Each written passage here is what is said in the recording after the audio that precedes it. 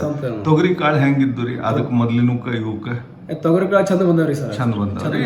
ಅಂದ್ರೆ ನೀವು ಮೊದ್ಲಿಂದು ಬರೀ 8 ಕ್ವಿಂಟಲ್ ತೆಗಿತಿದ್ರಿ, ಈಗ ಅದ್ರ ಡಬಲ್ ಆಗ್ಯದ. ಡಬಲ್ ಆಗಿದೆ ಸರ್. ಹಾ, ಖರ್ಚು ಹೆಂಗ ಅನಿಸ್ತದ್ರಿ? ಖರ್ಚು ಕಮ್ಮಿ ಆಗ್ತದೆ ಸರ್. ಖರ್ಚು ಕಮ್ಮಿ ಆಗ್ತದೆ. ಜೋಳ ಚಂದ ಬಂದ್ರಿ, ಗೋಧಿ ಬಿ ಚಂದ ಬಂದದ್ರಿ. ಅಚ್ಚಾ, ಜೋಳ ಏನ್ ಹೈಟ್ ಬಂದದ್ರಿ?